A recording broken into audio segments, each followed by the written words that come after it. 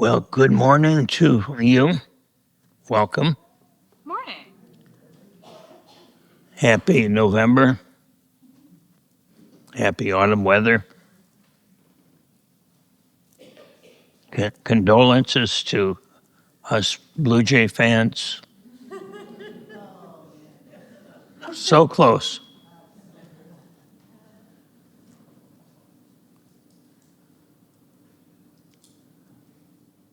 So at this time, I'd like to share with you what's really been my interest and even a passion for me for many years now, and that is integrating ancient wisdom with modern psychology, with modern science. I believe we live at a time when this is possible, maybe for the first time ever. Who knows, but it's possible for us today. And that's the beauty of the time that we live in. There are challenges. Of course, there are challenges. But at this moment, the advantage of living as we do at this time with the elements of psychology and science and ancient wisdom available to us quite literally at our fingertips. How do we bring those together? I think that's an ongoing question. Western Buddhism, as we practice it here at Temple Buddhist Center, is exactly that. It's an experiment in Western Buddhism. It's a development taking place.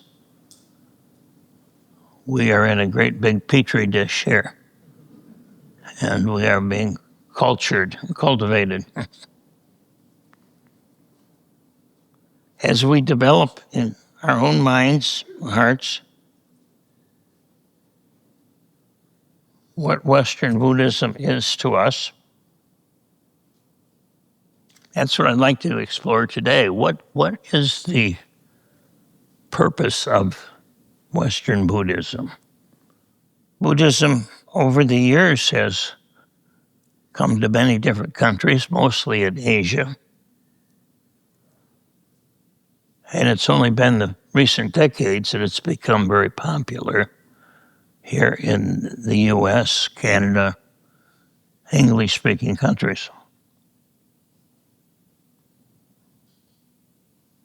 So let's talk about the traditional purpose of Buddhism as the Buddha taught it. That's a great place to start, eh? Hey, I sound like a Canadian here. Go Blue Jays. The traditional purpose of Buddhism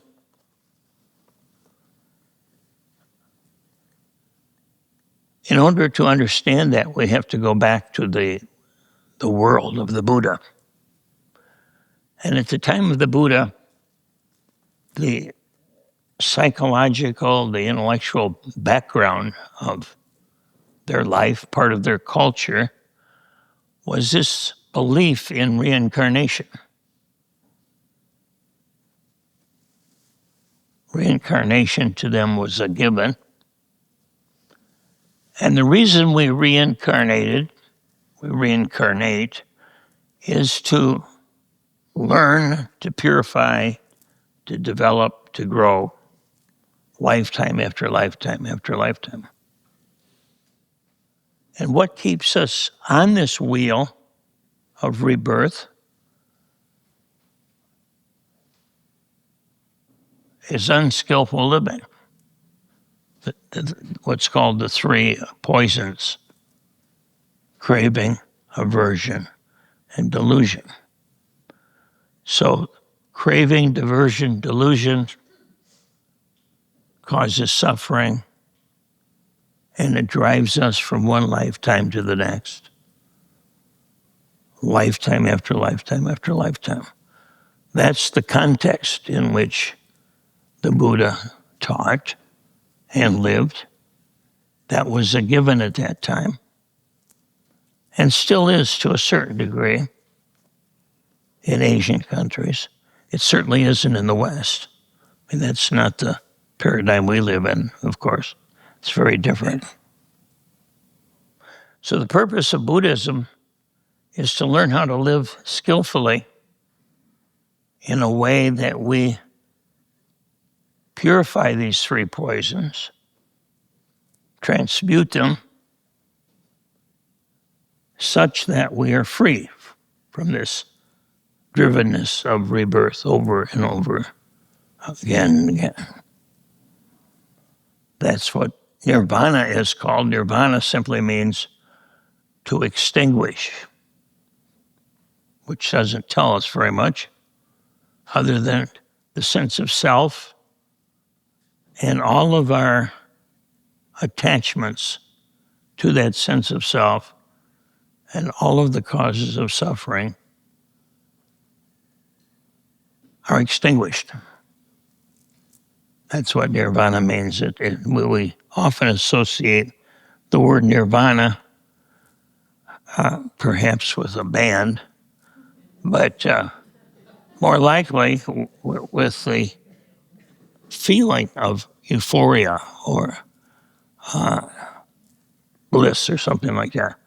And that's really not what nirvana means. It simply means to extinguish all of our attachments to that which keeps us going lifetime after lifetime after lifetime. So to get off the wheel, that's a traditional purpose. Let's talk about Buddhism in Asia today and see how far it's come in that regard. Today, Asian Buddhism is more of a religion than a spiritual practice. Nirvana is something that every person wants, but most lay people in Asia that go to a Buddhist temple see nirvana as many, many, many lifetimes away. And so the focus is on gaining merit, doing devotional practices, chanting, bringing offerings of food, money, etc., to the temple, to the monks. All of this is done to accumulate what's called merit. And merit is sort of a bank account, if you will. It's a bank account of good deeds that lead to a fortunate rebirth. So the work is towards getting better and better rebirths. But that's not what the Buddha was interested in. The Buddha said, get off the wheel. I don't care how much fun it is. I've got something much better for you. Much, much better. But as religion goes, over the decades, over the centuries, it typically loses its original purpose and starts becoming ritualized and religionized, if there's such a word.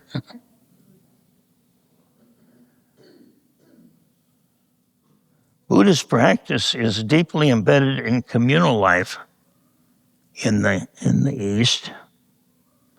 It's connected with festivals, rituals, chanting, prayers, much like many religions are today. We celebrate the holidays. We wear certain clothes. We eat certain foods. We come together, sing and dance and pray and whatever it is we do. That's really the essence of Asian Buddhism today. It's more of a communal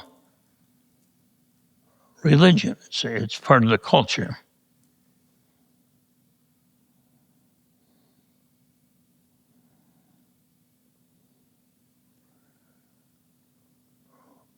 Religion in India and in Southeast Asia is very much more localized. You can go from one village to the next and you may find a different nuance of what the Buddha is and what Buddhism is all about. Sometimes, particularly villages in the country, will have very, very different belief systems and rituals than people in the city. So it's not a uniform practice. It varies a whole lot. And there's a place where Hinduism and Buddhism, you really can't tell the difference between them. And so religion has the effect of what's called syncretizing, which means religions come together to form a brand new religion. And we see that all the time throughout history, where classic example is if you look in the Caribbean, some of the ancient cultures, the voodoo cultures and such, have become married with Catholicism. And so you get an interesting mix of beliefs, rituals, and practices. Ritual chanting and devotion is practiced and probably considered as or more important than meditation. See, as soon as we say Buddhism, we typically think of meditation in the West, but that's not the association in the East. In the East, Buddhism is more of a religion, and religion is about rituals. Religion is about practices, devotions, contributions, and such. A few weeks ago, I was at my bank, and there was a woman right behind me I got chatting with. And she had just come to this country in the last couple of weeks. I forget where she came from, but it was Southeast Asia somewhere. It was a Buddhist country. And she was very religious. She said she was a Buddhist.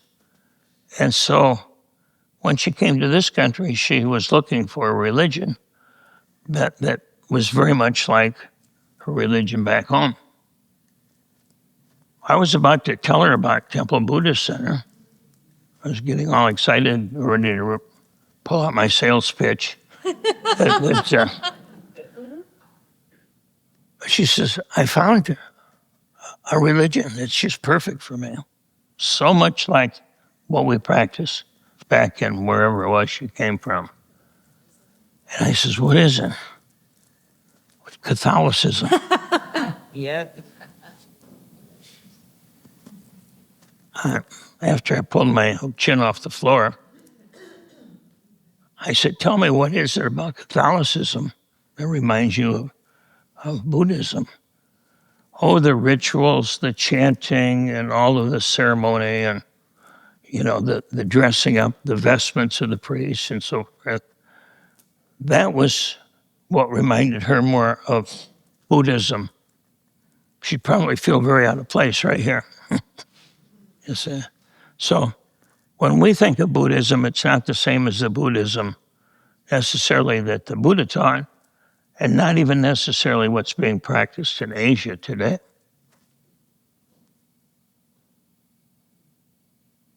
So let's look at Western Buddhism.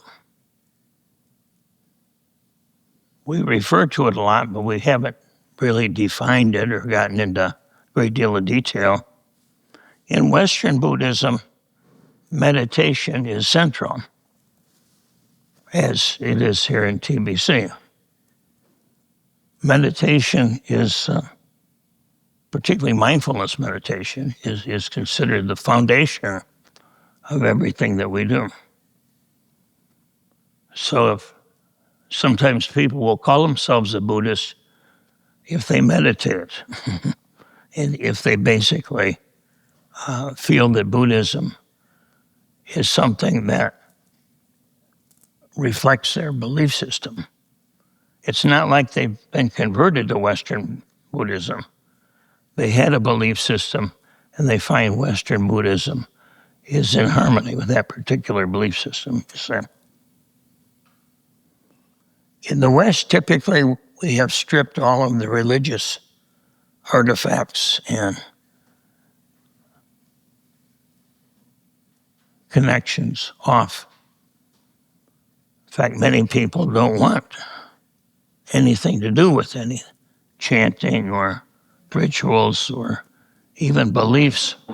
They just want the straight meditation practice.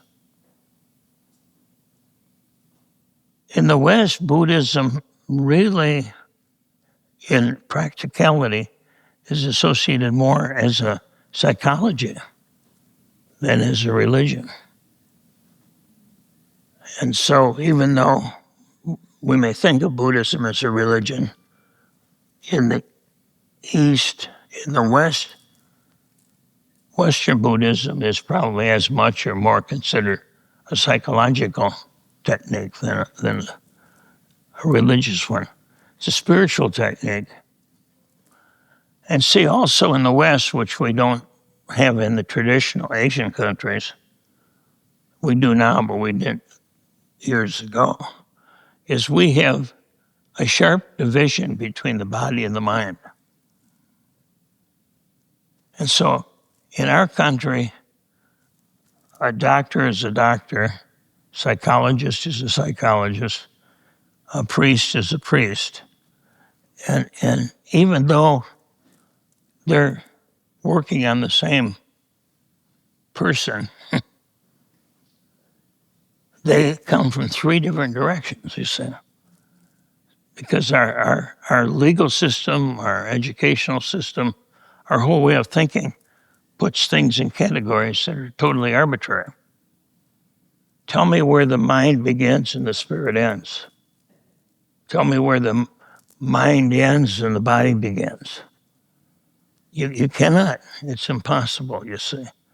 And yet our whole structure, including insurance, of course, is around dividing up what really is indivisible. So that's one of the practices, one of the issues that we often deal with. Where does Buddhism fall? And rather than falling under the rubric of religion, it tends to fall under the rubric of psychology much more in the West. In the East, in the West, Buddhism is much more individualized. Typically, we have a Sangha, but also we'll go to meditation retreats. We meditate at home. We meditate by ourselves. And so it's much more of a personal, individualized practice. Whereas, as I mentioned, it's much more communal. It's much more part of your neighborhood, part of your tribe. That's what holds you together is your spiritual practice. We practice dana today as we do in Asia, but in Asia, dana is considered a duty that you pay to the monks, and the monks then meditate and pray on your behalf. So it's almost like religion is outsourced to the monks. And again, that's very, very different than what we're doing. We're lay people practicing spirituality, practicing religion, practicing dana. Western Buddhism seeks to maintain timeless truth and yet discard the cultural overlays that are not helpful. Who decides? Where do you draw the line, you say? And so we have those in the West that want nothing to do with anything that sounds religious at all. They want nothing to do with belief in reincarnation or any of that. They want strictly the practice itself, just more or less pure mindfulness practice. And then there are others that tend to be much more traditional in terms of their practice. I remember talking to an Asian monk many years ago. He was rather critical of Western Buddhism. And he said to me, he says, you Westerners, you take ancient Buddhism and you cherry pick the low-hanging fruit. You pick off the fun stuff and leave the rest behind. And there may be some truth to that. But of course, I think that's an oversimplification. But the point is, we don't dress up in robes, and we don't we don't bring food and offerings into a great big temple with a big Buddha statue. We do it very differently. And yet, there's this dialogue as to where do we divide, where do we draw the line between what's ritual and what is essential. So here at Temple Buddhist Center, meditation, the Dharma Talk, is really the centerpiece of what we do. But we also do include chanting. We include a few rituals, bowing is a common ritual. And I think that's probably a good mix for most Westerners, is to realize Buddhism is more than meditation. The Eightfold Path is about more than meditation. And yet, meditation is really the foundation, the common denominator among all of them. In the original Buddhist practice, where the Buddha taught people how to become enlightened. And in the West, when Buddhism first moved here, why that was one of the goals, was to practice meditating so you become enlightened. But as the years went on, as history unfolded, enlightenment became kind of suspect here in the West. For one reason, one thing, there were a number of teachers who purported to be enlightened, or at least their followers thought they were enlightened, and maybe they were, but they also misused their power. They misappropriated funding, and they crossed sexual boundaries, and they did a number of things that were very unethical, and yet they appeared to be very high spiritual teachers. And I believe many of them were. So that's one of the issues around enlightenment, is enlightenment doesn't necessarily guarantee that you're a whole person. Enlightenment means you can occasionally touch higher realms of knowledge. But I've encountered a number of people that I believe are enlightened or were enlightened, and they're definitely not people that I want to emulate. They're not necessarily whole people. And I won't name any names and go into any stories. That's not necessary at this time. But just to recognize that enlightenment, quote unquote, is not enough to take us home.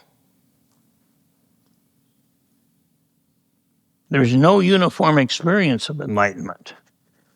You can have an experience of enlightenment. I can have an experience of enlightenment. Maybe two very different experiences. Yes, sir. And Jack Kornfield says we should use the term enlightenments, because enlightenment is so diverse, so different. The meaning, it varies from person to person. Experiences of enlightenment are often temporary, but they're usually temporary. They may last a few seconds, few minutes, few hours, few days, but most of the time, it wears off. We don't walk around in that bliss. And what often happens if someone has an enlightenment experience, they'll spend the next 20 years trying to recreate that enlightenment experience. They want to get it back. So the very experience of enlightenment becomes a source of craving. And I've talked to people that, the first time I came to this retreat center, I had this Wowie Powie experience. So I keep coming back, same teacher, same retreat. I even sit on the same spot. I wear the same clothes. I try to do everything the same way, and nothing happens. What am I doing wrong? Well, what you're doing wrong is you're trying to recreate the past rather than being present in the future. But that often happens when we focus on enlightenment as the object of our practice. Enlightenment experiences often are not integrated into one's life. They can be. And they seem to come at random, too. It's like one teacher says, you never know when enlightening will strike. You might get struck by enlightening on your way home, you say. But it happens or it doesn't happen, you say. So we don't sit here meditating with a sort of a casino mindset of, boy, let's hope I get enlightened this time. I came so close to last time, And so there's this craving, this hook that can exist. So given all of that, why are we here? What's Western Buddhism all about? I would like to put forth the idea that Western Buddhism is about spiritual maturity. It's about not only waking up, but also growing up. I think that the object of Western Buddhism, for me, is to become a whole person, to become an authentic human being, and to fulfill my potential in whatever way that looks. To be a moral, giving person, connected to the heart, to be a person with a clear mind, to be an individual that lives ethically, that cares for others, to be a person that's complete. I don't mean complete in the sense of ever being done, but being, I guess the word that comes to me, I remember when I was in seminary, I saw in one of the Gospels, it said, be perfect as your Father in heaven is perfect. Geez, that's a pretty tough job description, isn't it? And so I did a little research and looked at the Greek word from which the English word perfect was translated. And the word was interesting because one of the meanings of it was the word ripe. Be ye ripe. Be mature. Be full, you say. And that's an ongoing practice. It's not we're never quite done. It's always open-ended. We're evolving. But the work is to be a complete, whole, authentic human being. This is my take on it. Now, in the process of doing that, if you have an enlightenment experience, cool. Enjoy it. But let it go. And come back to being a whole and complete human experience. So it's about taking the enlightenment experiences and integrating them into our life rather than trying to go back and have a great high once again, you see. So growing up, being a mature adult, I'll close by sharing with you a Japanese quote. It says, if you want a small enlightenment, go to the mountain. If you want a big enlightenment, go to the city. So I will paraphrase that. Say, if you want a small enlightenment, if you want to wake up, go to the mountain. If you want to grow up, go to the city. Because there's much more happening there, much riper, richer for growth. And my time is up, and I think I've almost said everything I want to do. So let's just take a moment to breathe, sit in the silence, and give thanks for the Dharma. The Dharma not being simply the talk that you heard, but the Dharma is the teaching that lives within you 24/7. May all beings be happy. May all beings be free. May all beings grow up.